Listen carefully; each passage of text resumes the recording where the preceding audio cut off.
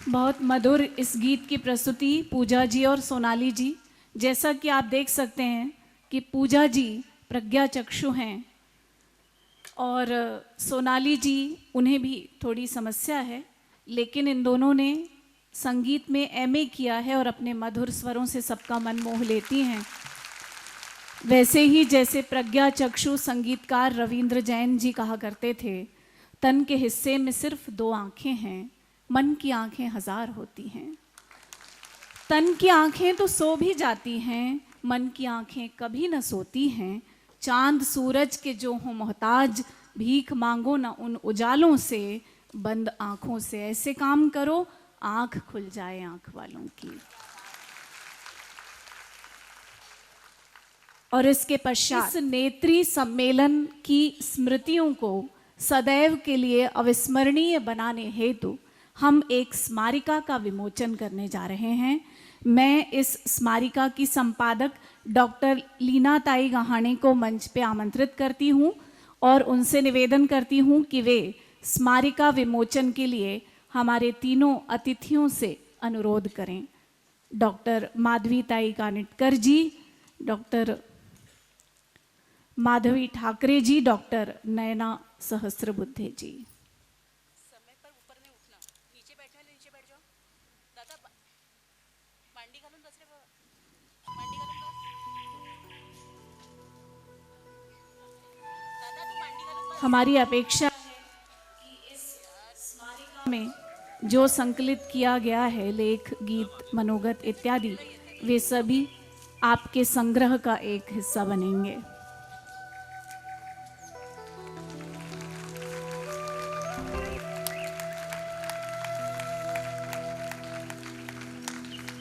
नारी से नारायणी, जो कि इस स्त्री सम्मेलन का घोष वाक्य है, वही इस स्मारिका के मुखपृष्ठ पर भी लिखा हुआ है। मैं डॉक्टर लीना ताई गहाणे को आमंत्रित करती हूँ कि स्मारिका के खुद को तू पहचान दे, खुद बारी को चूम ले, खुद को तू पहचान दे। जब नारी से नारायणी नागपुर के नेत्री सम्मेलन का विषय आया तो समाज में विविध क्षेत्र में काम करने वाली नेत्री महिलाएं, उनके जीवन का प्रवास, उन्होंने जो अलग अलग क्षेत्र में अपना, जिसे बोलते हैं ना, परिचय, अपने संस्कार, उसका कहीं ना कहीं लेखा जोखा हम स्मरणिका के माध्यम से देने का प्रयास कर रहे हैं। इस स्मारिका का विषय है नारी से नारायणी, भारतीय महिला की विकास यात्रा। आस है चांद को छू जाऊं, असंभव है कि पास बिखरे जुगनुओं को भूल जाऊं। दूर से मिलती चांद की आभा आनंद देती है, पास चमकते जुगनुओं की प्रभा दिशा देती है। इन जुगनुओं की रोशनी में खुद को देखूं, स्वयं जलकर जिंदगी संवारना सीख पाऊं। इस तरह से विविध क्षेत्र की, जैसे कि कृषि क्षेत्र, औद्योगिक क्षेत्र, सामाजिक क्षेत्र, साहित्यिक क्षेत्र, संस्कार वाहिनी नारायणी, भक्ति प्रवाहिनी नारायणी, गुरु माता अर्थकारिणी, शौर्यशालिनी नारायणी आदि विषयों का अंतर्भाव इस स्मारिका में किया गया है। जब इस स्मारिका में लेखों का मुलाकात और कविताओं का जब चयन हुआ तो जैसा कि आपको विदित है, हमारे बैनर पे सप्तशक्तियों के बारे में लिखा है, तो कविताओं के विषय सप्तशक्ति थे। और उस क्षेत्र में भारतीय चिंतन क्या रहा है, उस क्षेत्र का समाज की उन्नति में क्या महत्व है, ऐसे अग्रणी महिलाओं ने उस क्षेत्र में क्या क्या काम किया है और सामाजिक परिवर्तन में उनकी क्या भूमिका रही है, ऐसा इन सारे लेखों का जो है वो स्कोप रहा है। कुल मिलाकर इस स्मारिका में 26 लेख, 6 साक्षात्कार, 9 कविताएं अंतर्भूत है। हमारी इसरो की वैज्ञानिक माधवी ठाकरे जी अनुसंधान करके भारत के सम्मान को अधोरेखित करना हो, या दूसरी ओर हमारी फ्लाइट लेफ्टिनेंट शिवाली जी का प्रहार समाज जागृति संस्था के माध्यम से देश के युवाओं को देश रक्षा हेतु प्रेरित करना हो। आज वंदनीय लक्ष्मीबाई केळकर जी की पुण्य स्मृति भी है, पुण्य स्मरण का दिन है और आज का ये सम्मेलन एक विशेष रूप रखता है।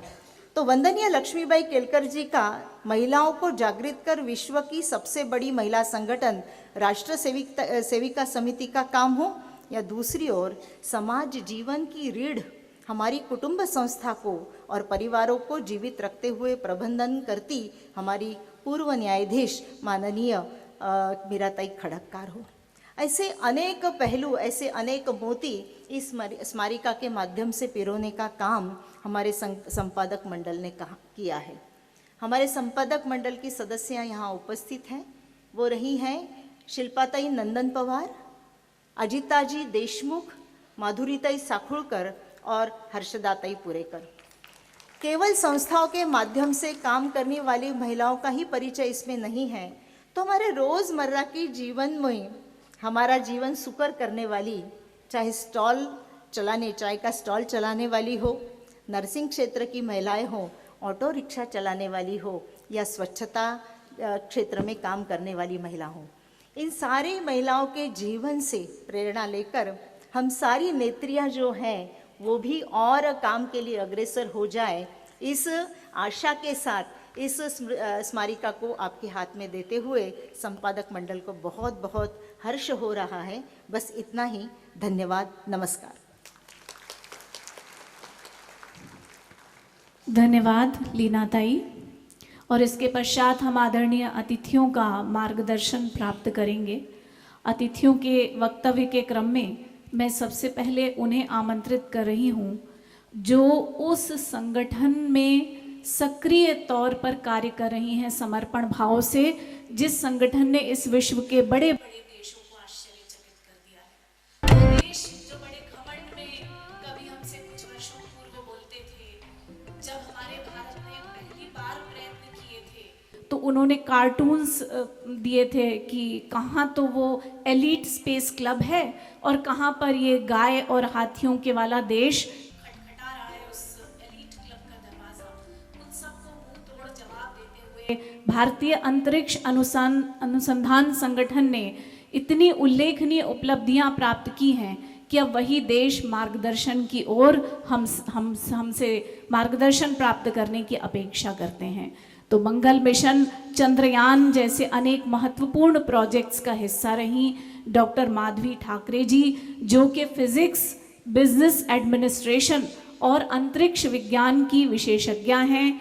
15 से अधिक राष्ट्रीय सेमिनार्स, 8 से अधिक अंतर्राष्ट्रीय जर्नल्स और 10 से अधिक अंतर्राष्ट्रीय कॉन्फ्रेंसेस में आपके शोध प्रकाशित हो चुके हैं। आपको महाराष्ट्र की सावित्री पुरस्कार, SAC innovation award, excellence of work पुरस्कार, अवार्ड ऑफ टीम एक्सीलेंस पुरस्कार जैसे अनेक पुरस्कारों से सम्मानित किया जा चुका है। आइए अब हम उनके शब्दों से प्रेरणा प्राप्त करें। डॉक्टर माधवी ठाकरे जी।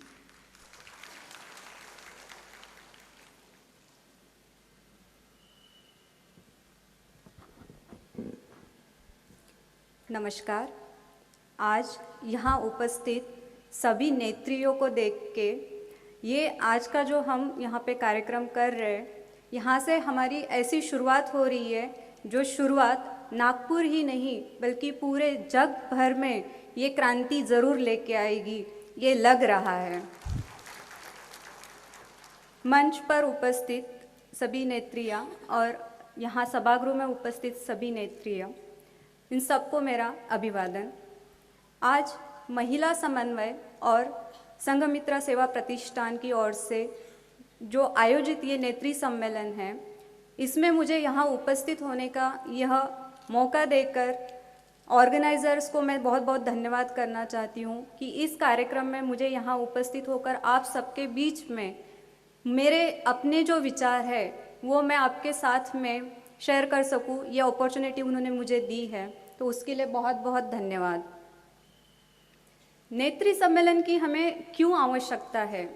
हम हर साल महिला दिन मनाते हैं, हमें महिला दिन भी मनाने की क्यों ज़रूरत पड़ रही है?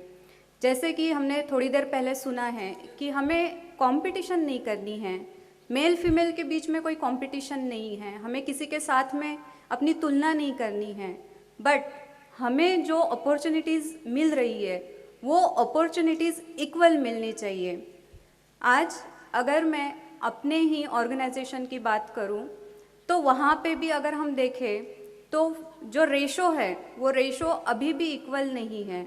मीन्स हमें इन सब जो ये पॉइंट्स है ये ऐसे पॉइंट्स है जिसके ऊपर विचार करने की बहुत ज़रूरत है। आज हर ऑर्गेनाइजेशन में अगर आप जाके देखोगे तो वहाँ पे आपको ये जो तफावत है, जो अगर रेशो देखो तो वो रेशो में तफावत वैसे ही मिलेगी।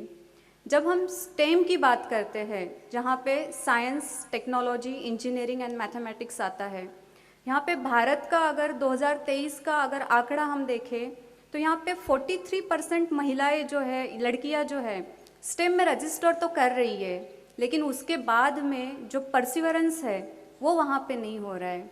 43% का नंबर काफ़ी बड़ा है। अगर आप बाकी देशों के कंपैरिजन में भारत की अगर तुलना करते हैं तो वो काफ़ी बड़ा नंबर है। बट यही नंबर आगे जाके जो पर्टिकुलर क्षेत्र है वो क्षेत्र में वो नंबर एकदम कम होता जा रहा है। अभी जैसे अगर हम बात करें तो अगर हायर जितने भी डेजिग्नेशन हैं, जहाँ पे डायरेक्टर पोस्ट है, जहाँ पे चेयरमैन पोस्ट है, ये सारे पोस्ट अगर देखें तो वहाँ पे महिलाएं नहीं दिखती हैं। बट उसके अगेंस्ट में मैं अगर, ये तो हमारा एक पॉइंट हुआ, उसके अगेंस्ट में मैं दूसरा पॉजिटिव पॉइंट भी रखूँगी कि फोर्ब ने अभी जो स्टडी किया है और वर्ल्ड की मोस्ट पावरफुल लेडीज़ का जो सर्वे किया है, उसमें भारत की माननीय निर्मला सीतारमन अर्थ मंत्री जो है वो 32 नंबर पे है। ये हमारे लिए एक संकेत है पॉजिटिविटी का। लेकिन 32 नंबर भी बहुत बड़ा नंबर है, जहाँ पे बेल्जियम की जो पॉलिटिशियन है जो उर्सुला वैन लैंडर, वो जो है वो फर्स्ट नंबर पे है। जो लास्ट 6 साल पहले वही लेडी जो थी वो अराउंड 6 to 7 नंबर पे थी, जो आज 23 में she is at first number. So हम भारत को यहाँ पे देखें तो हम 32 नंबर में आ रहे हैं। दैट टू आवर जो अर्थ मंत्री है उनका वहाँ पे रैंक आ रहा है। और अगर पूरा 100 नंबर्स अगर हम काउंट कर रहे हैं तो उसमें खाली 4 महिलाएं भारत की है जो रिप्रेजेंट कर रही है ये सर्वे में। तो ये हमारे लिए एक चिंता का विषय है। आज बाकी जो देश है जहाँ पे एक्चुअली हम जिनको प्रगति, वहाँ की महिलाओं को जो अपॉर्चुनिटीज़ उपलब्ध हो रही है वो सारी अपॉर्चुनिटीज़ हमें भी यहाँ पे उपलब्ध हो रही है, लेकिन ये सारी अपॉर्चुनिटीज़ को हम एनकैश नहीं कर पा रहे हैं। उसके पीछे बहुत सारी एक्चुअली प्रॉब्लम्स भी है कि ये अपॉर्चुनिटीज़ हम एनकैश क्यों नहीं कर पा रहे हैं। तो शुरुआत होती है हमारे घर से। जब बेटा और बेटी ये दोनों घर में होते हैं तो बेटे को जो अपॉर्चुनिटीज़ दी जाती है और बेटियों को जो अपॉर्चुनिटीज़ दी जाती है उसमें थोड़ी नहीं थोड़ी तफावत तो रहती ही है। बट स्टिल अभी कुछ जो एक्चुअली अगर हम शहरों की बात करें तो यहाँ पे शायद लड़कियों को वो अपॉर्चुनिटीज़ बहुत ज़्यादा मिल रही है, लेकिन गाँवों में अभी भी समस्या वही है कि लड़कियाँ 10वीं 12वीं तक पढ़ेगी, उसके आगे उनकी शादी कराई जाती है और वो घर संभालने के लिए लगती है। घर संभालना ये भी एक्चुअली वो जो काम कर रही है वहाँ पे भी वो नेत्री का ही काम कर रही है। वो भी अपने घर की लीडर बन के ही सारी अपनी घर की जो भी धुरा है वो अपने हाथ में लेके वो सब अपना आगे बढ़ा रही है। लेकिन वो not only she should not be constrained to that house और होम ओनली। जब घर हम चला रहे हैं तो हम देश भी चला सकते हैं। देश के अलग अलग जो फ्रंट है, हर फ्रंट को हम एक्चुअली आगे लेके जा सकते हैं। तो हमें जो अपॉर्चुनिटीज़ मिल रही है वो अपॉर्चुनिटीज़ इक्वल होनी चाहिए। बस यही हमारा एक मुद्दा है जो आज के ये नेत्री सम्मेलन में आई थिंक हम कवर करने वाले हैं। सो मैंने एक्चुअली हमारा जब चंद्रयान 3 का सक्सेसफुल लॉन्च हुआ 23 अगस्त को, उसके बाद में 26 अगस्त को भारत के प्रधानमंत्री माननीय मोदी जी आए थे हमें सबसे मिलने के लिए। जो अगर पूरा चंद्रयान 3 का जो actually ladies means women scientist जो है बेसिकली, तो all over centres 100 women scientist को आइडेंटिफाई किया गया था जिनसे वो इंटरेक्ट करने आए थे। तो जब वो हमसे इंटरेक्ट करने आए, वो पूरे सभागृह में हम 100 वुमेन साइंटिस्ट थे और वहाँ पे जो 2 जेंट्स थे, एक अपने प्रधानमंत्री जी और दूसरे जो हमारे चेयरमैन श्री सोमनाथ, तो ये 2 ही जेंट्स थे। Apart from that hall was full of 100 women scientist. So that was really proud. Okay, but जब प्रधानमंत्री जी हमसे इंटरेक्ट कर रहे थे तब उन्होंने हमें बताया कि वो एक्चुअली उनका ग्रीस का दौरा कंप्लीट करके वहाँ पे बेंगलोर आए थे. जब वो ग्रीस में कहीं पे एक जगह पे इंटरेक्ट कर रहे थे तो वहाँ के एक महिला मिनिस्टर ने उनसे पूछा था कि भारत की लड़कियाँ साइंस भी पढ़ती है. तो ये हमारे लिए दुख की बात है.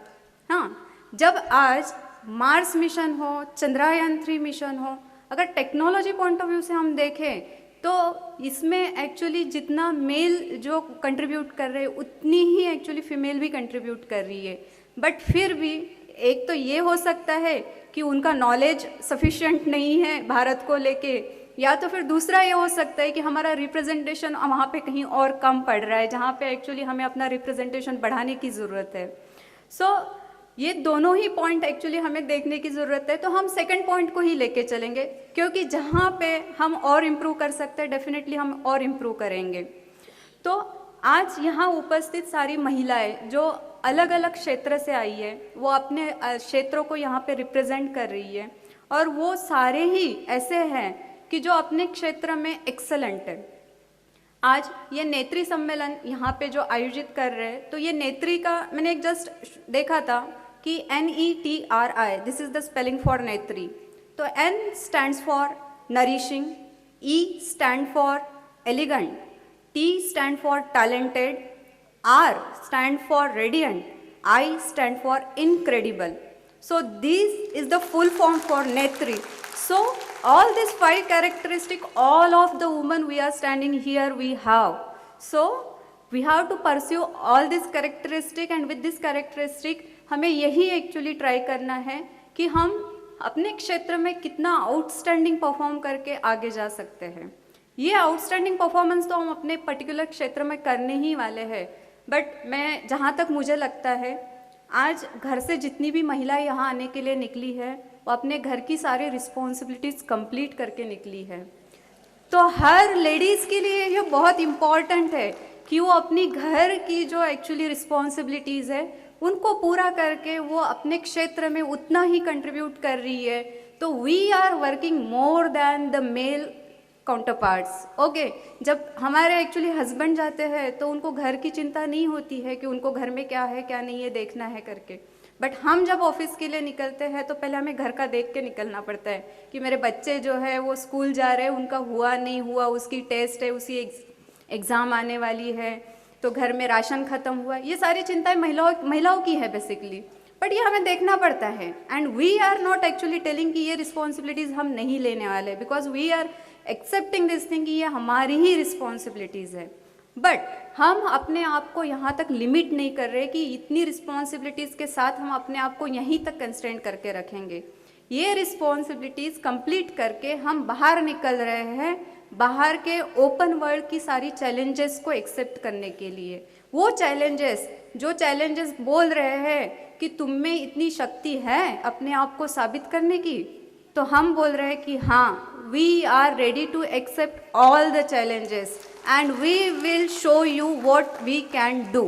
So this is our slogan. So we are definitely doing excellent job and with this actually I want to wish every Netri who is present here and definitely this program will be most successful program because as madam told the Nagpur में जैसे आज हम यहाँ पे कर रहे हैं similar way में ये अदर जगह पे भी हो रहा है. तो ये सारे सम्मेलन जो है जितनी महिलाएं इसमें काम कर रही है, जितनी महिलाएं आके यहाँ पे एक्चुअली इस कार्यक्रम का हिस्सा बन रही है, ये यहाँ से वही प्रेरणा लेके आगे जा रही है कि मैं अपने साथ में और 10 लेडीज़ को खड़ा करूँगी जो अपने क्षेत्र में सक्षम हो. तो बस यही आशा के साथ में हमें यही जो शब्द है कि वी कैन डू इट, ये लेते हुए आगे बढ़ना है. मुझे सोशल वर्कर मदर टेरेसा इनका एक स्टेटमेंट याद आता है. उन्होंने बोला था कि I can't change the world but I can cast a stone in a water which will create so many ripples. So Netri Sammelan is doing exactly that. So I appreciate all the efforts put by all the organizers here and मेरे last एक पंक्तियों के साथ में मैं अपना जो उद्बोधन है वो यहाँ पे समाप्त करती हूँ. कौन कहता है कि नारी कमज़ोर है? कौन कहता है कि नारी कमज़ोर है? नारी के हाथों में आज भी देश चलाने का जोर है। बस, थैंक यू।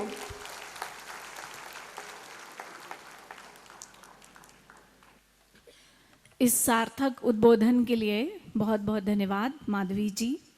और इसके बाद मैं उन्हें आमंत्रित कर रही हूँ जिन्होंने 25 वर्षों के से अधिक के समय में कितने ही विद्यार्थियों को देश की सेवा के लिए तैयार किया है। उनका समर्पण भाव निश्चित रूप से सराहनीय और अनुकरणीय है। लेफ्टिनेंट जनरल माधुरी कानेटकर जी, PVSM, AVSM, VSM, honourable vice chancellor MUHS Nashik से निवेदन है कि वे यहाँ उपस्थित सभी महिलाओं का मार्गदर्शन करें। सभी नेत्रियों को मेरा जय हिंद। आज इतना अच्छा लग रहा है कि ये पूरा सभागृह सबलाओं से भरा हुआ है। कौन कहता है कि हम अबला है? हम तो सब सशक्त है। मंच पर बैठी हुई नेत्रियाँ जो मंच के पीछे बैठी हुई है, और मैंने ये देखा जब से आई हुई हूँ, हर चीज़ की तैयारी, चाहे वो कुर्सी रखना, बुकेज रखना, यहाँ सारी महिलाएं लड़कियाँ कर रही हैं।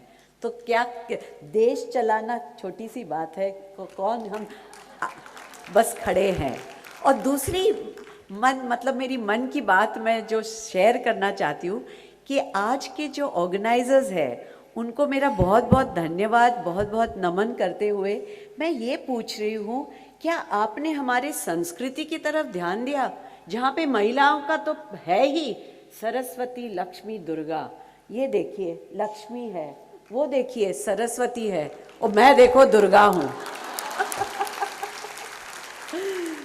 तो हमारा जो देश है उसमें महिलाओं का एक स्तर रह चुका है। और आपने देखा होगा देवियों के हमेशा हाथ बहुत सारे होते हैं, तो मल्टीटास्किंग तो हमारे इसमें खून खून में जमा हुआ है। और इसका कारण है, अब साइंस, टेक्नोलॉजी और डॉक्टर हूँ तो बताना पड़ेगा कि हमारे में एक क्रोमोसोम भगवान ने ज़्यादा दिया है, तो हम हर चीज़ कर सकते हैं। तो वो जो मर्द कर सकते हैं वो तो हम कर ही सकते हैं, लेकिन हम जो करते हैं पास Y क्रोमोसोम नहीं कर सकता है। तो ये क्यों है? ये ऐसा होते हुए भी हमें अपने आवाज़ उठानी क्यों पड़ रही है? क्योंकि मैं तो कहती हूँ इसमें गलती थोड़ी सी हमारी है, क्योंकि समाज को घड़ाने के लिए, समाज को बनाने के लिए सबसे ज़्यादा जिम्मेदारी तो स्त्री पे है, नेत्री के पास है। बच्चा पैदा वो करती है। स्कूलों में पढ़ाने के लिए सबसे ज़्यादा जो टीचर्स होती है महिलाएं होती है, और फिर भी हम समाज को बदल नहीं पा रहे हैं। मुझे एक छोटी सी कहानी याद आती है। रावण जी ने जब सीता का अपहरण किया था तो उनको बहुत कोशिश थी कि मैं सीता को अपने मतलब काबू में कर लूं, लेकिन सीता ना आई उनके कमज़ोर काबू में। तो उनके किसी मंत्री ने उनको सलाह दिया कि रावण जी आप तो भेद बदल सकते हैं, आप राम बनिए। तो आप राम बन के जाइए, सीता आपकी हो जाएगी। तो रावण बोले क्या पगले, मैंने ये नहीं सोचा, इतनी बुद्धि तो मेरे पास भी थी, लेकिन इसमें छोटी सी समस्या है। मैं जब राम का अवतार लेता हूँ तो मैं ऐसी सोच ही नहीं सकता हूँ कि मैं सीता का अपहरण करूँ। तो हमें उन मर्दों की सोच बदलनी चाहिए। सोच में खोट है, क्योंकि ये एक सिर्फ फिजिकल डिफरेंस तो है। हम लोग फिजिकल, इसमें भगवान ने ऐसे बनाया है कि एक मतलब जो है काबिलियत में तरक्की करे, एक फिजिकल करे, और दोनों को साथ चलना है। ये नहीं जैसे कि कहा माधवी जी ने कहा और यहाँ पे सबने कहा कि हम वो नारा नहीं बढ़ा रहे कि हमें ही दे दो, लेकिन हमें उतना ही हिस्सा दे दो।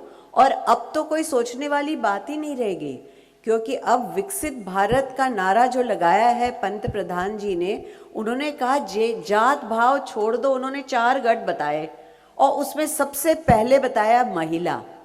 उसका कारण है क्योंकि देश को अगर हमने आगे ले जाना है, उसकी हमें अगर फॉर्मेशन उसका क्रिएट करना है, हमारी जो भारतीय संस्कृति है उसको बचाए रखना है, तो उन्होंने ये कह के हमें हमारी जिम्मेवारी बढ़ाई है। हमारे ऊपर अब ये बनता है कि हम जब आगे आगे जितना भी चले, लेकिन हमारे अपने पाँव, हमारे बच्चों के पाँव सब कैसे हम ज़मीन तले रखें और हमारी भारतीय संस्कृति को हम बनाए रखें। जो हम कुटुंब परिवार में सिखाते हैं वही जाके समाज में करते हैं और वही उसी से देश बनेगा। तो वो सब जिम्मेदारी हमारे हाथ में है, तो वो हमें करनी ही पड़ेगी। और आज आपने मेरे बारे में सुना, लेकिन मैं एक कहानी आपको बताऊंगी कि मैं कैसे ऐसे सशक्त बनी, जो 3 रूप धारण कर रही, जो समाज में जिसका ये है। मैं एक डॉक्टर हूँ, मैं एक सोल्जर हूँ, फौजी हूँ, वर्दी पहनी है 40 साल तक, और तीसरी मैं एक टीचर हूँ। तीनों की कितनी रिस्पेक्ट करती है समाज, और तीनों धारण मैंने तीनों वेश एक ही जिंदगी में धारण किया। इसके लिए मैं बहुत बहुत ऊपर वाले की शुक्रगुजार हूँ। और इसका जब आप मुझ जैसी को बुलाते हो, तब इन 3 प्रोफेशंस की जो अलग अलग में लोग कर रहे हैं उसका सम्मान हो रहा है, सिर्फ मेरा नहीं, हर नारी का जो ये 3 कर रही है। और नारियां जो अपने मतलब कमज़ोरियाँ अपने घर की छोड़ के आगे निकल रही है, उन सब का आज सम्मान हो रहा है इसको। और जब देखा कि 1800 लेडीज़ ने इसके लिए रजिस्टर किया तो मन भर आया। तो इसका मतलब क्या है कि हर नारी को अपने साथ, और जैसे माधवी जी ने कहा 10, मैं तो कहती हूँ 10 करो, लेकिन स्टार्ट विद गिव मी 5। आप कम से कम 5 महिलाओं को ज़िंदगी उनकी सुधार दो, चाहे वो आपके घर की बाई हो, चाहे वो आपके साथ करने वाले सहभागी हो, क्योंकि एक नेत्री ही नेत्री का कष्ट समझ सकती है। ये गलत फहमी है कि 2 लेडीज़ एक साथ काम नहीं कर सकती है, लेकिन जो लेडीज़ कर सकती है, क्योंकि 2 काम नहीं कर सकती है, क्योंकि 2 का काम तो एक ही करती है लेकिन उसमें कोई दिक्कत नहीं होती है। अब मैं अपनी कहानी बताती हूँ। एक छोटा सा गांव था, अजरा नाम था, अंबोली के इसमें, जहाँ पे एक लड़की थी, 1930s की बात है, और वो सिर्फ 2 साल की थी तब उसके पिताजी गुजर गए। और जब जाके उसकी क्योंकि जब पिताजी गुजर जाते हैं तो वो माँ उसको लेके मामा के घर चली गई, जैसे कि था कि विधवा स्त्री का कुछ ये नहीं था। मामा जी के अपने बच्चे, वो कैसे देखभाल करें, उन्होंने उस लड़की का बाल विवाह कर दिया तो एज के 6ठे साल में बाल विवाह भी हो गया, और 8वें साल में हस्बैंड गुजर गया, वो बाल विधवा बनी। तो आप सोचो उस लड़की का क्या, इतनी उसकी मतलब बोले कि अपशकुन है। पहले अपने जैसी पैदा हुई 2 साल की थी, पिताजी को मार डाला, उसके बाद शादी होते ही 2 साल में अपने मियाँ को भी मार डाला। तो ऐसी उसकी स्थिति थी। लेकिन उसके मामा जी और मानी, उन्होंने सुना था कि कर्वे जी है, जो महर्षि कर्वे पूना में बहुत लड़कियों को पढ़ा रहे हैं, तो उन्होंने कहा इस लड़की का यहाँ कुछ नहीं हो सकता है। मामा जी उसे जाके महर्षि कर्वे जी के पास लड़की को छोड़ दिया, उन्होंने अपने साथ ले लिया। उस लड़की को पढ़ा के बहुत दिमाग तेज था, उसको डॉक्टर बनाया। उस लड़की ने अपने क्लास के 4 साल बड़े लड़के के साथ शादी कर दी भाग के, और वो भी 1940s में। और जब ससुर जी ने निकाल दिया घर से दोनों को, तो अफ्रीका में जाके नौकरी की। पता है वो कौन थी? मेरी दादी थी। तो उस कारण मैं देखो, एक महिला ने, उसकी माँ ने जो सोचा, तो एक महिला ही महिला का भाग्य सुधार सकती है। उसकी माँ ने जो किया उसकी वजह से वो बनी, और उसने ऐसे बच्चे पैदा किए जिन्होंने, हम 3 बहनें थे, तो मेरे पिताजी छाती ठोक के कहते कि सबसे अमीर मैं हूँ, मेरे घर में 3 बेटियाँ हैं, 3 देवियाँ हैं। मेरी माँ हमेशा हमें 3 देवियाँ कहती थी, और हमें जो करना है करो करनी। तो ये जो मतलब फाउंडेशन मिला, उससे हिम्मत हुई कि फ़ौज में कोई नहीं था, तो पापा से लड़ के मैं फ़ौज में डॉक्टर, मैं CBSE में ऑल इंडिया फर्स्ट थी केमिस्ट्री में, सेकंड थी फिज़िक्स में, लेकिन मैंने AFMC चुना क्योंकि मुझे वर्दी का शान बहुत अच्छा लगा।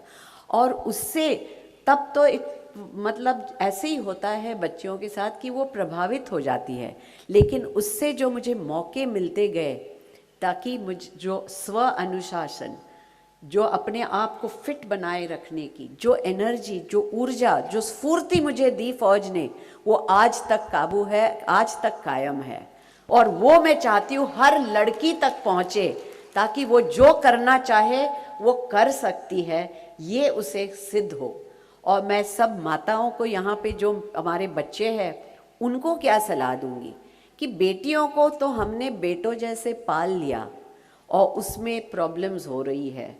जो हमारी यंग पीढ़ी है उनमें, क्योंकि जैसे कि कहा, हमारी घर की जिम्मेदारी हटती नहीं है, तो जब तक वो चलती रहेगी वो तो हमने करनी है, लेकिन हमारे साथ खंदा देके करने वाला लड़का, तो हमें अभी लड़कों को लड़कियों जैसे बढ़ाना पड़ेगा। उनको बचपन से सिखाना पड़ेगा कि अपनी थाली खुद धो लो, अपने खुद कपड़े खुद धो लो। ऐसा लड़का जब हम मतलब बढ़ाएंगे तो वो अपनी बीवी को भी उतना ही खंदे से खंदा मिला के प्रोत्साहन देगा। क्योंकि आज भी हम, जैसे मैडम ने कहा, माधवी जी ने, कि कम लेडीज़ जा रही है। आज का ग्रॉस एनरोलमेंट रेट जो है कॉलेजेस और यूनिवर्सिटीज़ में, वो महिलाएं ज़्यादा जा रही है। लेकिन अब मैं यूनिवर्सिटी की वाइस चांसलर हूँ। लास्ट अवार्ड फंक्शन, मतलब एक होम्योपैथी का फंक्शन हो रहा था और सारे यूनिवर्सिटी की अथॉरिटीज़ बैठी हुई थी, मैं बीच में थी, vice chancellor, pro VC, registrar सारे बैठे थे। तो हम ऐसे खड़े थे और एक पीछे जो अवार्ड विनिंग बच्चे थे उसमें सारे लड़कियां थी और एक लड़का था। तो मैंने ये वो जब फोटो देखा, मेरे मन में एक ही आया, हम क्या कर सकते हैं कि ये रिवर्स हो जाए, कि सामने वाले रोज़ में लड़कियां आ जाए और पीछे लड़के हो जाए। तो ये जब मैंने ध्यान दिया तो यही प्रॉब्लम है कि मिड लेवल में लड़कियां खड़खड़ा जाती हैं, क्योंकि जिम्मेदारी देखना, सब कुछ करना, और हमारी जो संस्कृति है जिसमें हमारे बुज़ुर्गों की देखभाल करना। अब देखिए कोविड में हमारा देश क्यों तरक्की किया, क्योंकि हमने अपने बुज़ुर्गों को घर में रखा, उनकी जो है देखभाल करी। US UK में तो जो होम्स में थे, बहुत तकलीफ हुई। तो ये सब हमें पालना पड़ेगा। लेकिन ये सिर्फ लेडी की जिम्मेदारी अगर रही तो फिर लेडी आगे तेज़ी से नहीं जा सकती है। इसलिए हमारे माइंडसेट में लड़कों को माइंडसेट चेंज करना पड़ेगा, क्योंकि सास भी कभी बहू थी, तो वो हमें देखना पड़ेगा और लड़कों को उसी तरीके से बढ़ाना पड़ेगा। वो करेंगे तो समाज आगे जाएगा। और हमें अभी कोई चॉइस नहीं है, हमारे पास युवा शक्ति है। अभी जो विकसित भारत में हमें मतलब कल मैं बॉम्बे जा रही हूँ और अपने प्रधानमंत्री जी अगला नारा निकाल रहे हैं कि विकसित भारत के लिए युवा शक्ति है। क्योंकि जो युवा शक्ति आज जो 15, 20, 30 साल के बच्चे हैं, वो जब हम अब विकसित भारत सोचते हैं, जब हमारे 2047 उसमें जब 100 साल का देश बनेगा, उसको अगर हमने विकसित देश सोचना है तो हम लोग नहीं रहेंगे। जो आज बच्चे हैं, जो आज युवा पीढ़ी है, वो आगे रहेगी। तो उसे सक्षम बनाना हमारी जिम्मेदारी है। इसलिए यहाँ और कौन कर सकता है, तो नेत्रियाँ ही कर सकती है, क्योंकि ये काबिलियत भगवान ने नेत्रियों को दी हुई है। तो ये हमारे लिए बहुत एक बड़ी जिम्मेदारी है, क्योंकि हमने दिखाया है हमारा देश आगे जाएगा। कोविड ने जैसे महामारी को हमने मात की, जब एक साथ आए और सब चीज़ में महिलाएं आगे थी। मैं खुद जो कोजीत ऑपरेशन जो था, जब जनरल बिपिन रावत की कल लास्ट डेथ एनिवर्सरी थी और मैं उनके साथ डिप्टी चीफ मेडिकल थी, और सारा ट्राई सर्विसेज का मेरे ऊपर सौंपा गया, क्योंकि उन्होंने कहा कि DGFMS एक जेंट्स थे, लेकिन इसमें जब कहा, जनरल रावत ने कहा मैडम माधुरी जी आप इसको चलाइए, और हमने दिखाया कि सब एक साथ कैसे हज़ारों बेड्स के हॉस्पिटल्स खड़ी कर दिए। सब देश में तीनों सर्विसेज ने खंडा खंडा मिलाया, और तब मैंने एक छोटी सी बात डिफेंस मिनिस्टर राजनाथ जी से कहा था कि यहाँ पे थोड़ा सोच में बदल करनी पड़ेगी। जो मैं कह रही हूँ सोच से कैसे फ़र्क पड़ता है। मैंने कहा फौज को आदत है दुश्मन का सामना करे, तो उस टाइम में एक जवान आगे होता है और जब वो बंदूक लेके आगे निकलता है उसको हौसला इसलिए बढ़ाता है कि उसको खन्ना देने वाला एक डॉक्टर पीछे खड़ा होता है। उसको पता है कि उसको गोली लगते ही डॉक्टर उसको बचा लेगा, तो इसलिए वो सामने वॉरियर का काम बढ़िया किया। अब जो है हमारा दुश्मन एक कीटाणु है, तो हम डॉक्टर्स जब आगे जाएंगे, तीनों चीफ्स अगर हमें खंदा दे तो ये देश कुछ भी कर सकता है। और वैसे ही हुआ, आर्मी नेवी एयरफोर्स चीफ्स ने पूरा सहारा दिया और तब जाके हम लोगों ने बहुत अच्छा काम किया जो दुनिया पूछ रही कैसे किया। और उसी कारण जब अभी हमारा G20 हुआ, हमारी पंत प्रधान जी के अंडर उनका नेतृत्व था, तो हम छाती ठोक के कह सके दुनिया को, अब ऐसे क्वेश्चंस उनको पूछेगा नहीं कि भाई आपके यहाँ लेडीज़ साइंस पढ़ती है क्या। अब वो देखेंगे कि लेडीज़ कैसे हर चीज़ में कर रही हैं, हर चीज क्षेत्र में आगे जा रही है। और यही इसी से मैं हर उस जो यहाँ नेत्री बैठी है उसको संबोधित करते हुए कहती हूँ कि वही प्रोत्साहन ले लीजिए जो तीनों चीज़ में मुझे करने का मौका मिला। एक फौजी क्या करता है, वो फौजी कहता है मेरा देश पहले, मेरा जहाँ मैं काम कर रही हूँ ऑर्गेनाइजेशन नंबर 2 पोजीशन पे, मेरे साथ काम करने वाले 3 पोजीशन पे, और मैं खुद अपने आप को लास्ट समझती हूँ। हर फौजी को ये सिखाया जाता है, तो क्या हम हर बच्चे को ये सिखाए कि आज तुम अपने दोस्तों की ख्याल करो, कल तुम अपने परिवार का ख्याल करो, परसों तुम समाज का ख्याल करो, तो आगे जाके देश अपने आप विकसित हो जाएगा। तो ये रही फौजी का जो ऐलान है। दूसरा है टीचर, और टीचर कहता है कि भाई सीखते रहो। Competence is confidence, confidence gives you courage of conviction. तो आपने पढ़ते जाना है। तो हर नारी को यहाँ जो बैठी है उसको देखना चाहिए कि भाई और नई चीज़ मैं क्या सीखती हूँ। जिस दिन हमने सोचा अब मैंने कर लिया जो करना है वो ख़त्म हो गया। इसलिए जब पूरे 40 साल ख़त्म होने के बाद वक्त आया, मेरे बच्चों ने भी कहा कि दादी जी अभी घर में बैठिए आराम, तो मैंने कहा नहीं, मुझ में अभी हिम्मत है, काबिलियत है, मेडिकल एजुकेशन हेल्थ को मेरी ज़रूरत है। मैं और एक ऐलान अपने आप को दे दिया और खुद एक चैलेंज लेके पिछले 2 साल में पूरी यूनिवर्सिटी और एजुकेशन की तरीके में खूब सारा बदलाव ला पा रही हूँ। तो ये है एक टीचर का ऐलान। और डॉक्टर क्या कहता है, अब ध्यान से सुनिए, ये सबके लिए बहुत ज़रूरी है। जब हम इतने सारे मल्टीटास्किंग करते हैं ना, तो हम अपने आप को भूल जाते हैं, अपने हेल्थ को भूल जाते हैं। यहाँ पे कितने हैं जो साल में एक बार कम से कम अपना ब्लड प्रेशर, हीमोग्लोबिन चेक करते हैं? बहुत अच्छी बात है। तो फिर आपकी और जिम्मेदारी है कि आपके साथ 10 और महिलाओं को कन्विंस करिए कि साल में एक बार अपना हेल्थ चेकअप करिए, अपने पोषण, अपने आहार पे ध्यान दीजिए। और यहाँ पे कितने हैं जो रोज कम से कम 1 घंटा निकाल के मी टाइम में एक्सरसाइज करती हैं?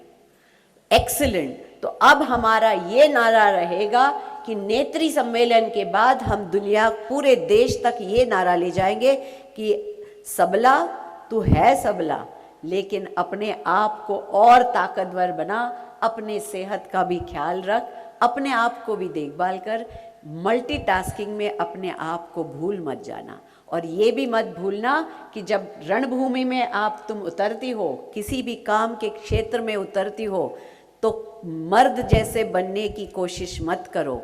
महिला की जो क्वालिटीज़ है वो लेके जाओ और देश को आगे ले जाओ। धन्यवाद। जय हिंद।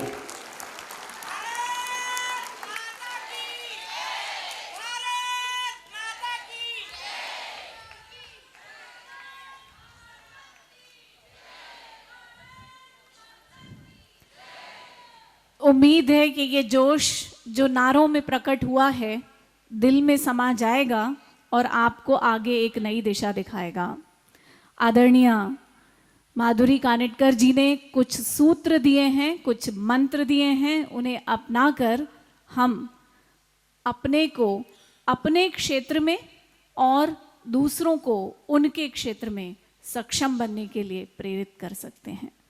और इसके बाद मैं उन्हें आमंत्रित कर रही हूँ जो भारतीय स्त्री शक्ति की राष्ट्रीय उपाध्यक्षा हैं, बैंकर होने के साथ साथ समाज सेवा के कार्य से जुड़ी रही हैं, लेखिका भी हैं और विशेष तौर पर उन्होंने स्त्री विमर्श के लिए बहुत लेखन किया है। नयना सहस्त्रबुद्धे जी विषय प्रतिपादन के लिए।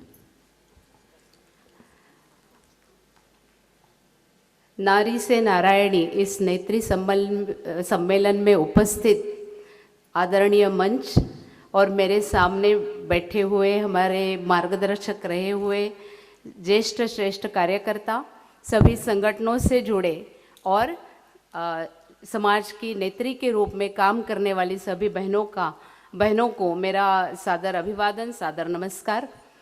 अभी माधवी जी और माधुरी जी ने बहुत ही प्रेरक अपना वक्तव्य रखते हुए आप सभी को एक आगे जाने की, नया संबल देने की, प्रेरणा देने की कोशिश की है।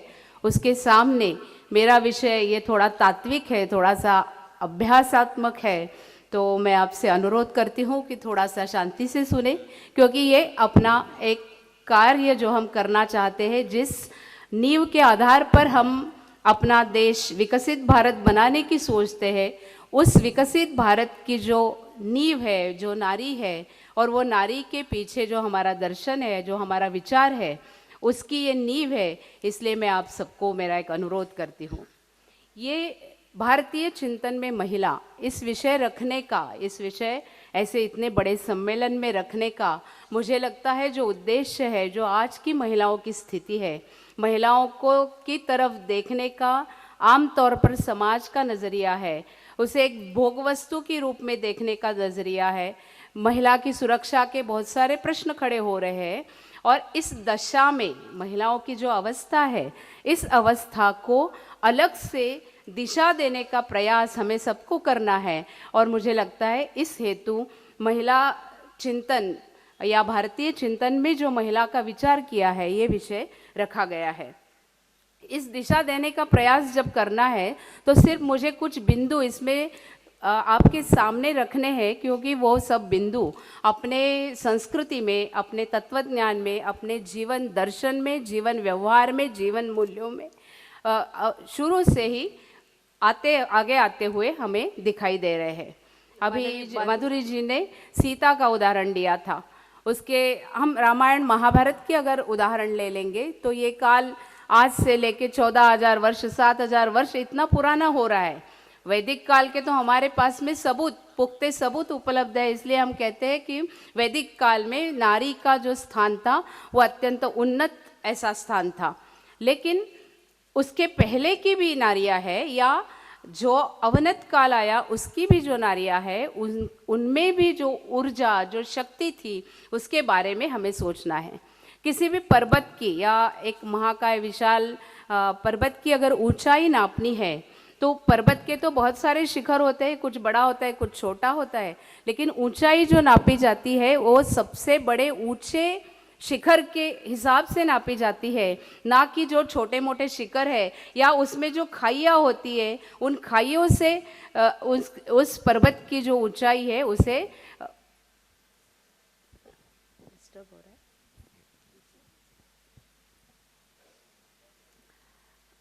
जो खाइयाँ है उसमें, उन खाइयों से पर्वत की ऊंचाई नापी नहीं जाती है। तो हम शिखर पे कब थे, कैसे थे, कहाँ थे और आज हमें कहाँ जाना है, इसके लिए उस पर्वत के ऊंचे, सबसे उच्चतम शिखर की तरफ हमें देखना पड़ेगा। भारतीय चिंतन नारी के बारे में क्या कहता है, एक ही शब्द में कहेंगे तो नारी का सम्मान, इतना ही हमारा चिंतन हमेशा कहते आया है। और मातृत्व का सम्मान, ये दो चीज़ें अपनी चिंतन की, भारतीय संस्कृति की अपनी विरासत है और अपनी विशेषता भी है। अपने यहाँ मातृत्व की शक्ति का, सृजन की शक्ति का, और जो संवर्धन और संरक्षण माता अपने बच्चों को देती है। और अगर आज के टर्मिनोलॉजी, कंटेम्पररी शब्दों में अगर उसे कहना है तो ह्यूमन कैपिटल डेवलपमेंट जो महिला करती है उसका सम्मान हमारी संस्कृति ने संस्कृति द्वारा, अपने जीवन मूल्यों द्वारा और जीवन के विभिन्न आयामों द्वारा, परिवार व्यवस्था द्वारा पहले से ही हम करते आए हैं।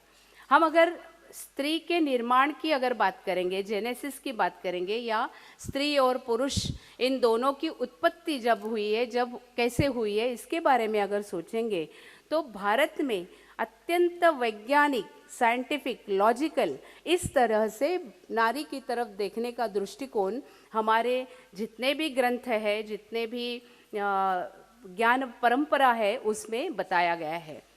तो नारी का जन्म कैसे हुआ?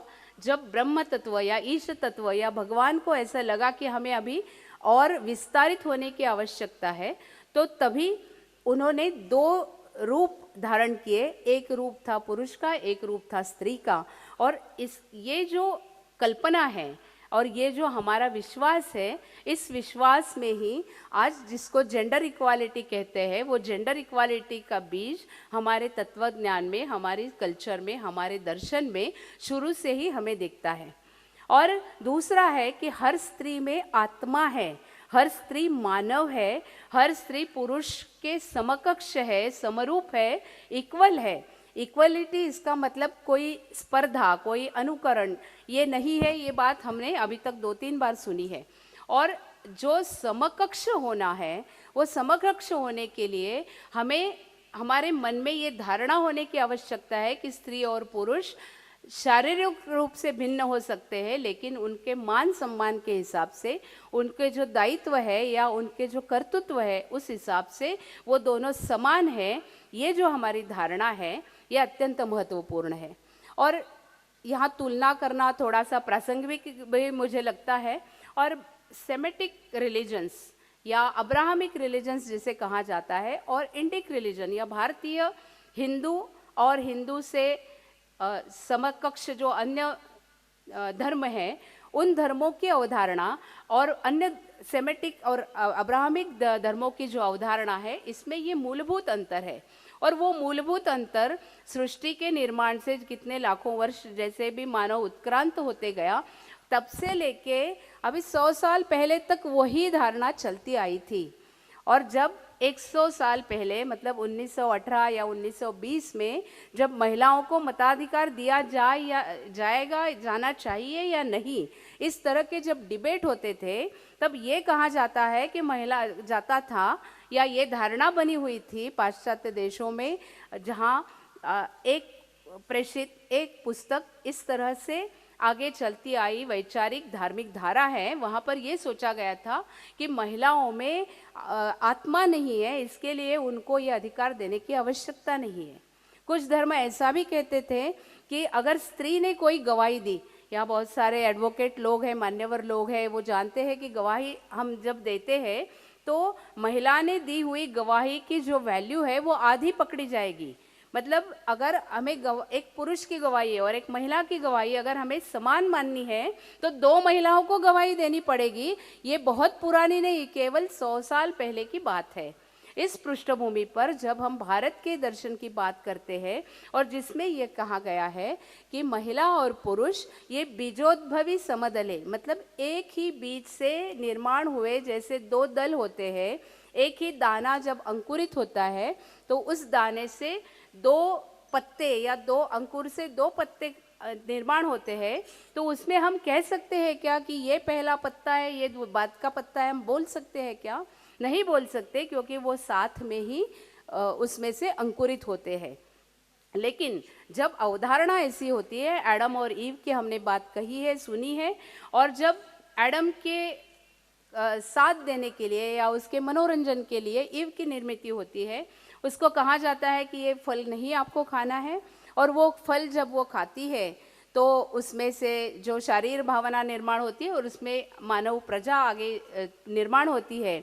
लेकिन वो वर्जित फल खाने की जो सजा है, वो सजा यानी मातृत्व है। ऐसा जब कहा जाता है, तब मातृत्व की भावना को और स्त्री और पुरुष में समानता की भावना में ऑलरेडी दुय्यमता वहाँ ही बोई जाती है, इसकी तरफ ध्यान देना आवश्यक है। और जब मैंने जैसे कहा ना कि पर्वत की ऊंचाई जब ऊंचे शिखर से नापी जाती है, जो वैदिक काल हम मानते हैं कि जो सबसे आदर्श काल भारतीय सांस्कृतिक विरासत इतिहास में या अपने धर्म के जीवन व्यवस्था के जीवन चक्र के इसमें जो सबसे उन्नत काल माना जाता है, उस काल के हजारों वर्ष पहले भारत में महिला का ये स्थान था। महिला में आत्मा है और एक आत्मा जब हम पुनर्जन्म की कल्पना करते हैं, तो जब आत्मा एक देह से मुक्त होता है तो किसी अगले देह में प्रवेश करता है। उसे वो पुरुष के भी देह में प्रवेश कर सकता है या स्त्री के भी शरीर में प्रवेश कर सकता है। ये अपनी धारणाएं हजारों वर्ष हमारे पास प्रचलित है, हमारे पास संक्रमित होते हुए आई है। तो बीजोद्भवी समदले ऐसे स्त्री पुरुष यानी आज की जेंडर इक्वालिटी, ना कि आज की जेंडर इक्वालिटी जिस तरह से दिखाई जाती है कि मैं रोटी बेल रही हूँ तो मेरे हस्बैंड ने यहाँ होके उसको परोसने के लिए खड़ा होना चाहिए। इस तरह की तू मैं वाली, अनुकरण वाली या कॉपी वाली, स्पर्धा वाली, कंपटीशन वाली समानता, ये हमारी मूल कल्पना बिल्कुल ही नहीं है। और बीजोद्भवी समदले इस तरह से हमें जेंडर इक्वालिटी हमारे में दी गई है। ईशावास्यम इदम सर्वम, मतलब हर एक व्यक्ति में ईश्वर का वास है, चाहे वो स्त्री पुरुष सजीव कोई भी हो या निर्जीव भी वस्तु हो, तो उसमें भी ईश्वर का वास है। ये हमारा दूसरा तत्व है। इसलिए नारी के बारे में जब हम विचार करते हैं तो नारी भी उसी ईश तत्व का हिस्सा है, भाग है। और आगे चल के ये धारणा जब भगवत गीता में 10वें अध्याय में यहाँ हमने सब लिखा है, सप्तशती सप्तगुणों के बारे में लिखा है, तो भगवान कहते हैं कि नारी तू नारायणी है, मतलब तू देवी रूप है। क्यों देवी रूप है? कि आप जैसे हम कल्पना करते हैं कि नारी अष्टभुजा है और उसको एक किसी मखर में बिठाया गया है, इसलिए नहीं। तो आपके अंदर में यहाँ लिखे हुए जो गुण है, श्री, वाक, मेधा, प्रज्ञा, ये इस सब गुणों के कारण आप देवी स्वरूपा हो। तो ये सब गुण हमारे इसमें है। इन गुणों की एक कद्र जो होनी है वो हमारे दर्शन ने, हमारे संस्कृति ने पहले से की है। और एक समानता का स्थान हमें दिया गया है, ना कि द्वयमता का स्थान। और ना ही पुरुष के बाद हम आए हैं, ना ही पुरुष के लिए आए हैं, लेकिन हमारे अंदर की जो ऊर्जा है, हम एक स्वतंत्र व्यक्ति, स्वतंत्र नागरिक, स्वतंत्र आत्मा, इस रूप से हम आए हैं। भारतीय चिंतन के और भी कुछ आधार है और कुछ संकल्पनाएं मैं आपके सामने रखूंगी, और इसको हम कैसे स्त्री का जो स्थान है उसके पास जोड़ सकते हैं, ऐसे कुछ संकल्पनाओं के बारे में मैं बोलूँगी। कि भारतीय समाज की, भारतीय संस्कृति की मूल अवधारणा धर्म है। धर्म यानी पूजा, धर्म यानी न्याय, धर्म यानी सम्मान, धर्म यानी समावेशिता, धर्म यानी मानवता। आज की तारीख में भी अगर आप थोड़े विदेशी चिंतकों के जो बोले गए शब्द है, बोले गई चीज़ें हैं, इनके बारे में अगर सुनेंगे तो DEI की बात की जाती है, मतलब डाइवर्सिटी, इक्वालिटी और इंक्लूसिविटी की बात की जाती है। और ये DEI ये हमारे धर्म नामक कल्पना के अंतर्गत पिरोते पिरोते हुए हमारे जीवन व्यवहार में आती है। और धर्म इसका मतलब न्याय है, सम्मान है और समावेशिता है। सबको साथ लेके जाने का, आगे जाने का जो हमारा नज़रिया है वही हमारा धर्म है। और अपनी परिवार कल्पना या परिवार, ये एक मूल एकक है। इस मूल एकक में इन चारों पांचों गुणों का प्रस्फुटीकरण या उसका उपस्थित रहना हम देख सकते हैं, हम उसको निभाते रहते हैं। तो और मुझे उसके बारे में बोलने की आवश्यकता नहीं।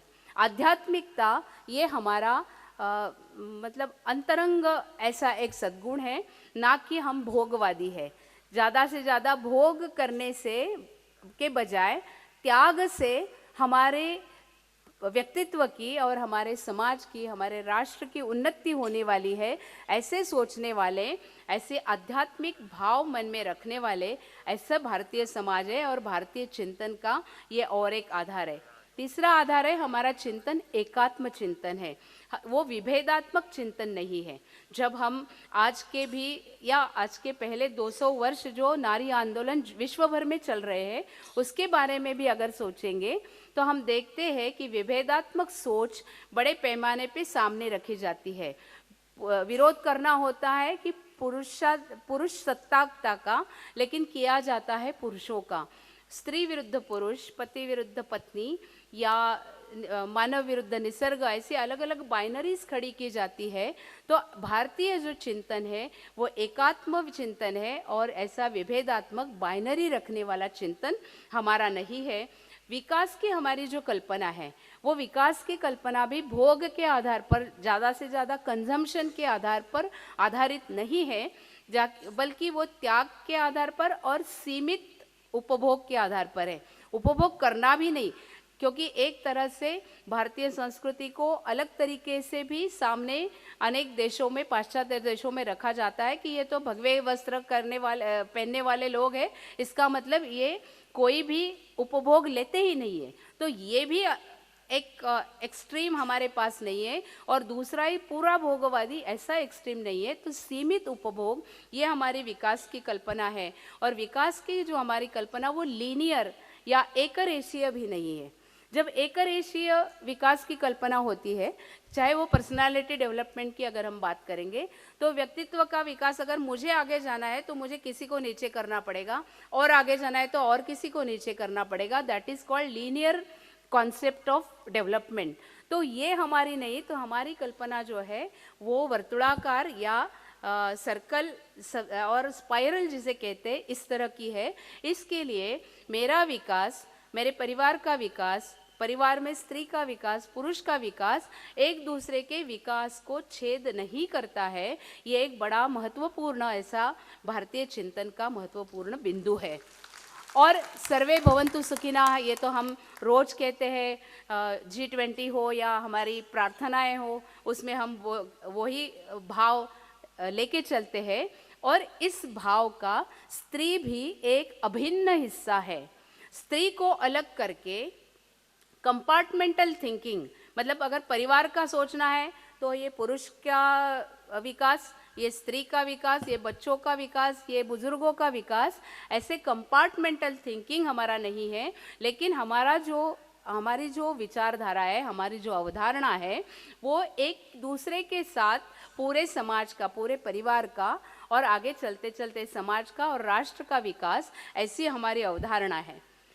परिवार में हो या समाज में हो, सावयवी संबंध ये हमारा और एक महत्वपूर्ण बिंदु है, चिंतन का आधार है, जो हम स्त्री और पुरुष इस नाते के लिए भी हम उसको अप्लाई कर सकते हैं। कि जैसे हमारे शरीर में पैर में कांटा चुभा तो आँख से पानी आता है, और अगर पेट में दर्द है तो बुखार आ जाता है, और जब अच्छी हवा भी आती है तो हमारा मन, दिल बहल जाता है, तो खुशी अपने चेहरे पे आती है, कभी खुशी के आंसू भी आते हैं। इसे सावयवी संबंध कहते हैं कि एक दूसरे से हम जुड़े हुए हैं। जैसे शरीर के सभी अवयव एक दूसरे के साथ जुड़े हैं, वैसे ही हम परिवार में और समाज में इसी तरह से जुड़े हुए हैं। कार्यात्मक हमारी भिन्नता जरूर है। स्त्री की शरीर अलग है, पुरुष का शरीर अलग है, प्रकृति द्वारा दिए गए हमारे दायित्व अलग है, लेकिन तात्विक रूप से हम समान हैं और सावयवी संबंध हमारा है। और हर स्त्री पुरुष नाता हो या और कौन सा भी हो, आगे चल के परिवार, समाज और राष्ट्र, ऐसे भी हम इन बिंदुओं को लेके विकसित करके लेके जा सकते हैं। तो ये कुछ चिंतन के मूल आधार के बिंदु हमारे हैं। जेंडर इक्वालिटी की आज हम बात करते हैं, तब परस्पर पूरकता और पूरक समानता ये अत्यंत महत्वपूर्ण दो बिंदु है।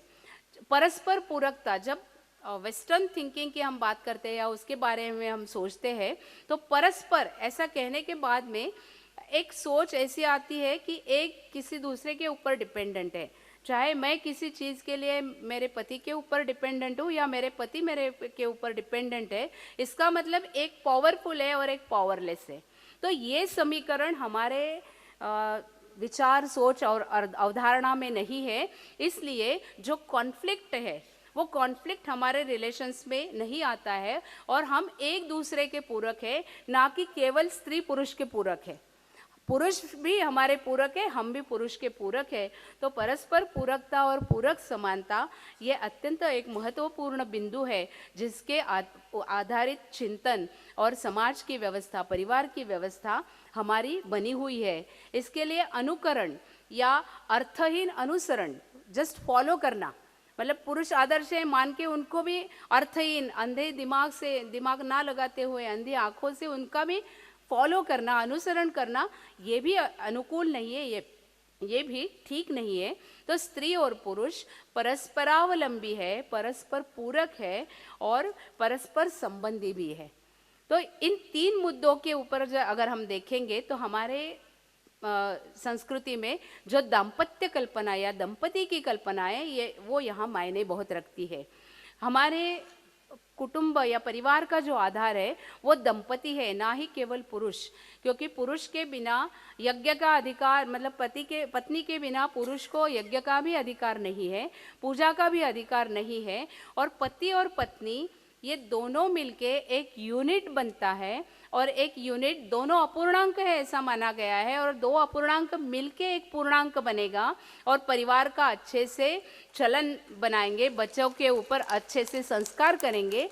ये हमारी कल्पना है। इसलिए परस्परावलंबी होना या परस्पर पूरक होना या परस्पर संबंधी होना, इसमें हमारे दिल में कुछ उसके बारे में लज्जा भाव होने की कोई भी आवश्यकता नहीं है।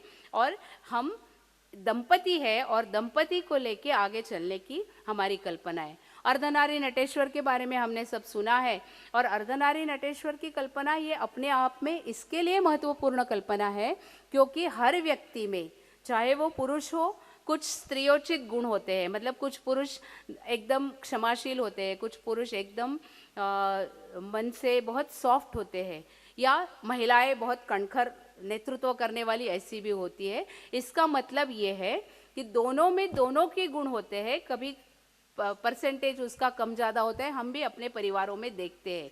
इसके लिए अर्धनारी नटेश्वर की कल्पना में दोनों के गुणों का सम्मान किया है, ऐसा मुझे लगता है। शोषण नहीं तो दोहन, प्रकृति का दोहन ये भी एक हमारा है, और परिवार में भी दोहन और एकता, समरसता और सद्भाव लेके, एक संवेदनशीलता लेके आगे चलना, परिवार में भी किसी का शोषण ना हो और हर एक का दोहन हो, ये हमारा मूलभूत जो प्रिंसिपल है या मूलभूत जो दर्शन है, उसके आधार पर हम परिवार में भी ये कल्पना कर सकते हैं। और एक बहुत ही अच्छी कल्पना जो अपने चिंतन में दी हुई है वो ऋण की कल्पना है। हम ऋण मानते हैं, हम गुरु ऋण मानते हैं, हम पितृ ऋण मानते हैं, हम मातृ ऋण मानते हैं। इसका मतलब हम जो कर्तव्य गुरु ने शिक्षकों के प्रति निभाया, माँ पिताजी ने अपने बच्चों के प्रति निभाया, या बच्चों ने अपने बुजुर्गों के प्रति निभाया है, इस कर्तव्य बोध के आधार पर हमारी संस्कृति चलती है। और सालों साल, मतलब हजारों साल, 10,000, 12,000, 15,000, जितना भी और साइंस आगे आगे जाएगा तो हमारी संस्कृति का निर्माण का काल है वो, उसके और तथ्य हमें मिलेंगे और हम और पीछे पीछे जाएंगे। और इतने साल ये हम कर्तव्य बोध और ऋण की कल्पना लेके चल रहे। तो जब मैं मेरा पत्नी धर्म निभाती हूँ, धर्म फिर अगेन न्याय, सम्मान और अपना जो परफॉर्मेंस है या हमारा जो कर्तव्य बोध है, हमारे जो दायित्व है उसको निभाने की बात है, दैट इज धर्म। जब मैं मेरा पत्नी धर्म निभाती हूँ तो अपने आप में पति के जो अधिकार है उनका संरक्षण होता है।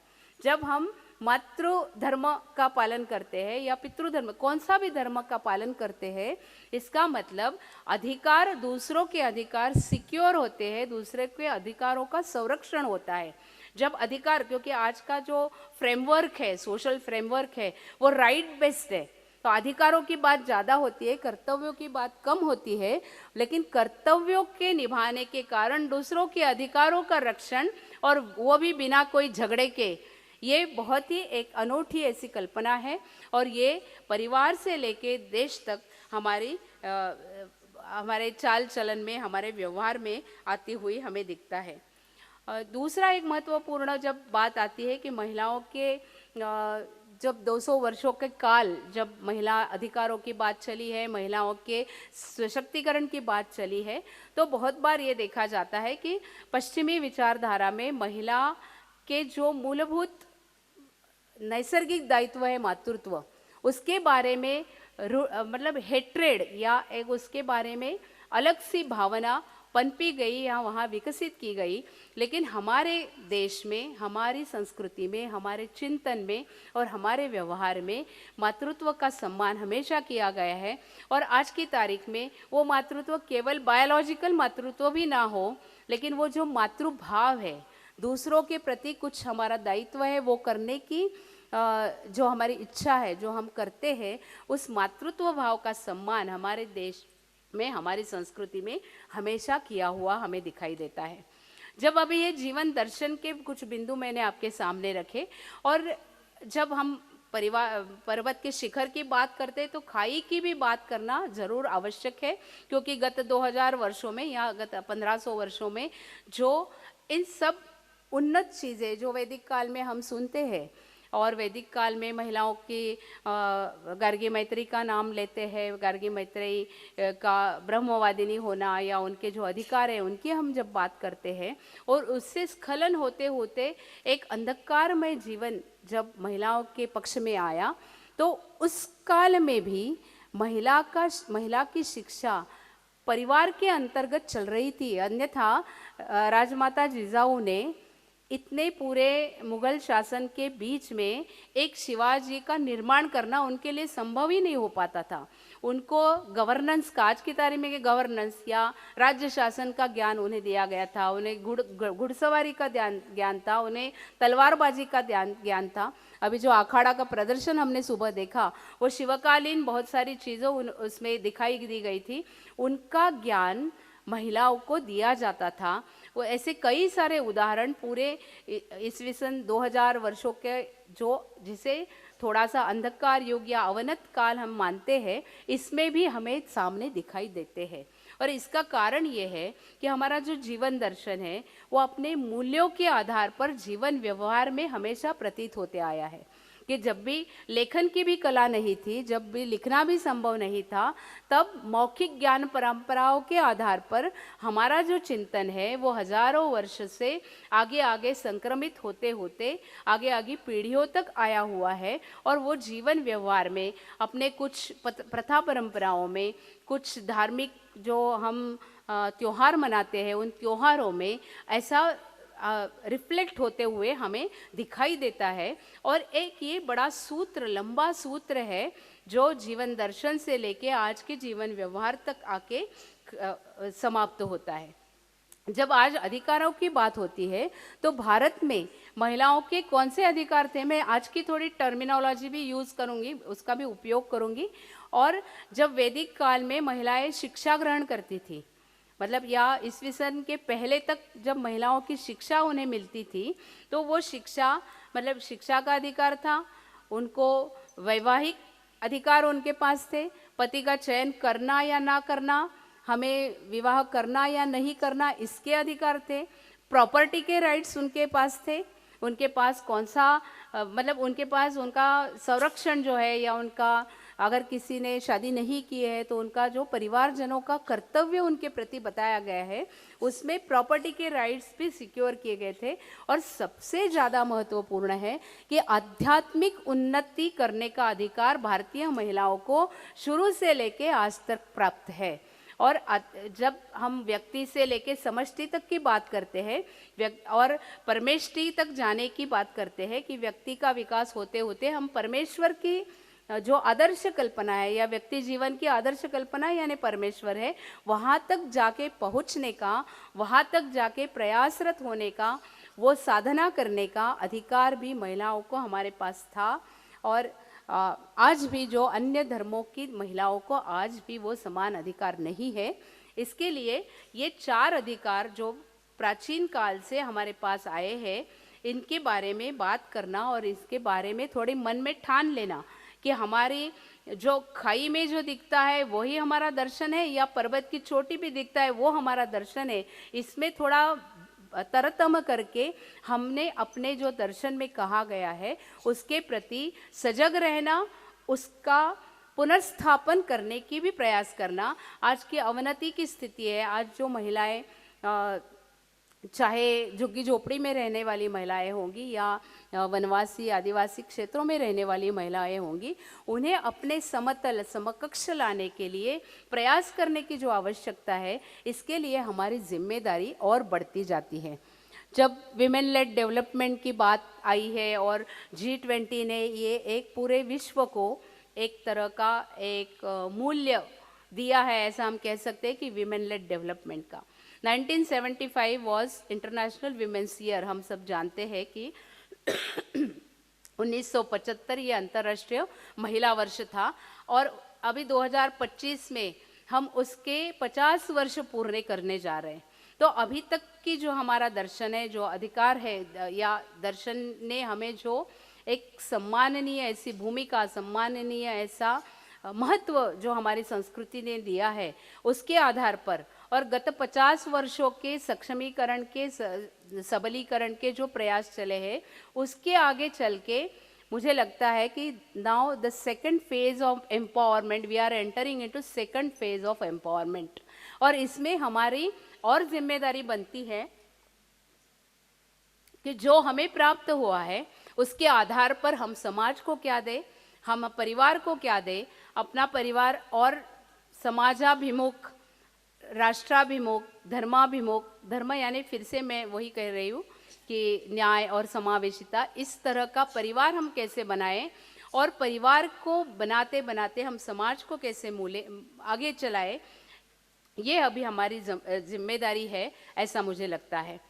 भारतीय दर्शन में और बहुत सारी चीज़ें, बहुत सारे मुद्दे हम इसमें रख सकते हैं, लेकिन जो महिलाओं के बारे में जो मुद्दे रखने थे और जो सम्मान भारतीय संस्कृति में सालों साल हजारों वर्ष महिलाओं को मिला है, वो अन्य किसी भी देश संस्कृति में नहीं मिला है और वो पाने के लिए झगड़ा बहुत सारा महिलाओं को करना पड़ा है, क्योंकि उनकी धार्मिक सोच, वो धार्मिक सोच रिफ्लेक्ट करने वाली धर्म व्यवस्था हो और राज्य व्यवस्था, जिसे स्टेट कहते हैं, वो जो राज्य व्यवस्था है, वो राज्य व्यवस्था भी उसी सोच के आधार पर बनी है जो महिलाओं को दोयम स्थान देती आई है। इसके लिए महिलाओं को झगड़ा करना पड़ा। लेकिन आज की तारीख में जब भारत की हम बात करते हैं और भारत में महिला सशक्तिकरण की बात करते हैं, तो इस दर्शन के आधार पर, चिंतन के आधार पर हम और देश को हम क्या दे सकते हैं, हम अपने समाज को और क्या दे सकते हैं, खुद का विकास हम कैसे कर सकते हैं, अपने अंदर की जो अंदरूनी ताकतें हैं उनको हम कैसे जागरण उनका कर सकते हैं। यहाँ सप्तशती का वर्णन है कि जो प्रॉस्पेरिटी हमारे बीच में है, जो सोच हमारे बीच में है, जो कष्ट या जो परिश्रम हम करते हैं, उसके कारण हम परिवार एक बांधते हैं। ये इन सब चीज़ों के आधार पर हमें आगे आगे अगर जाना होगा तो इस दर्शन का मूल आधार हमें लेके ही चलना पड़ेगा। और जो दर्शन में बताया गया है उसमें जो जीवन मूल्य है, जैसे त्याग है, वो मुझे लगता है कि महिलाओं के लिए अलग मूल्य और पुरुषों के लिए अलग मूल्य ऐसे हमारे संस्कृति में नहीं है। तो मूल्य है, वो जीवन मूल्य कायम है, वो पुरुष स्त्री सब उनकी पुनर्स्थापना करना। और अपने जैसे माधुरीताई ने बताया कि लड़कों को भी इन चीज़ों का एहसास दिलाना, ये आज की हमारी पहली प्राथमिक जिम्मेदारी है कि अपने परिवारों में त्याग है, प्यार है, ऐसे जो जीवन मूल्य है, समाज का विचार है, समावेशिता का विचार है। जैसे पहले सामूहिक परिवार या बड़े परिवार होते थे तो घर के सभी पैसे कमाने वाले, ना कमाने वाले या कोई बुजुर्ग, सबको लेके परिवार चलता था। तो समावेशिता का और कोई बड़ा उदाहरण नहीं हो सकता है। तो ये समावेशिता अभी हमारे छोटे परिवारों में भी हम कैसे एस्टैब्लिश करें, तो ये जो जीवन मूल्य है उनकी पुनर्स्थापना अपने परिवारों में करना, ये जो दर्शन है उसके आधार पर हमारा जीवन व्यवहार बनाना और कुटुंब परिवार का परिचालन करना, मुझे लगता है ये हमारी जिम्मेदारी है। और आगे चल के परिवार के आगे समाज के लिए कुछ न कुछ योगदान देना, ये हमारी जिम्मेदारी है। इतनी बड़ी संख्या में हम यहाँ उपस्थित हुए हैं, आप सभी समाज की नेत्रियाँ यानी लीडर्स है, तो और कुछ आपके सामने रखने की मुझे लगता है आवश्यकता नहीं है। लेकिन मूल चिंतन का और गहरा अध्ययन करके अपना जीवन ज्ञापन अगर हम आगे चलेंगे तो मुझे लगता है कि 2047 की विकसित भारत की जो कल्पना है, वो विकसित भारत की कल्पना को हम खरे उतार पाएंगे, प्रत्यक्ष में ला पाएंगे। और आर्थिक विकास, जिसकी 5 ट्रिलियन 3 ट्रिलियन इकोनॉमी की आज बात हो रही है, वो महिलाओं की सहभागिता के बिना केवल और केवल अशक्य है। इसलिए हर एक व्यक्ति ने यहाँ जो बैठी है, तो आर्थिक हमारा योगदान कैसे रहेगा, हम उसको इस चक्र को गतिमान करने के लिए हम क्या कर पाएंगे, इसकी भी सोच फिर कभी और किसी अवसर में उसके बारे में भी हम विचार करेंगे। लेकिन आज के समय में इस जीवन दर्शन के आधार पर आगे चलने के लिए आप सबको अनुरोध करते हुए और मुझे ये अवसर देने के लिए आयोजकों का आभार व्यक्त करते हुए मैं यहाँ रुकती हूँ। बहुत बहुत धन्यवाद। नमस्कार। धन्यवाद नैना सहस्त्रबुद्धे जी। बहुत ही सारगर्भित ये उद्बोधन था, जिसमें उन्होंने सभी उदाहरण देते हुए इस विषय का प्रतिपादन किया और किस तरह हमारे धर्म में महिला सशक्तिकरण के बीज पहले से ही हैं, हमें पश्चिम से उस बारे में कुछ सीखने की आवश्यकता नहीं, इसे उन्होंने स्पष्ट किया। बहुत गहन बात थी, थोड़ा सा वातावरण को हल्का फुल्का करने की कोशिश करती हूँ। देखिए, उन्होंने एक प्रसंग जो बोला था दूसरे धर्म का जिक्र करते हुए, आदम और ईव की जो कथा बताई थी और कहा था कि उन धर्मों में ये कहा जाता है कि ऊपर वाले ने, गॉड ने पहले आदमी को बनाया फिर औरत को बनाया। तो फेमिनिस्ट लोग जो है नाराज़ होते हैं इस बात पे कि ये मर्दों के लिखे हुए धर्म ग्रंथ हैं, इसलिए ऐसा कहते हैं। लेकिन एक विचारक ने कहा आप इसको दूसरी तरीके से सोचिए। उसने बोला, God created man first and woman later, because you have to make a rough draft before you create the final masterpiece. ठीक है, तो सोचने की बात है, वो रफ ड्राफ्ट है, हम मास्टरपीस हैं, आप ये मान लीजिए, इसलिए हमें बाद में बनाया गया। चलिए, कोई बात नहीं। बहुत बहुत धन्यवाद फिर से नैना जी का। और ये भी बताया गया कि आज विश्व मानवाधिकार दिवस है, तब तो इस कार्यक्रम की सार्थकता और बढ़ जाती है, क्योंकि जैसे शुरू से सभी वक्ताओं ने कहा कि कंपटीशन या प्रतियोगिता नहीं, केवल एक दूसरे के पूरक और सहयोगी होने की बात, क्योंकि एक ही धरती हम सबका घर, जितना तेरा उतना मेरा, दुख सुख का ये जंतर मंतर, जितना तेरा उतना मेरा, हर जीवन की वही विरासत, आंसू सपना चाहत मेहनत, सांसों का हर बोझ बराबर, जितना तेरा उतना मेरा। तो इसलिए वो सभी का सामूहिक उत्तरदायित्व है और अपने अपने प्रयासों के माध्यम से उसका निर्वहन हम करेंगे ही।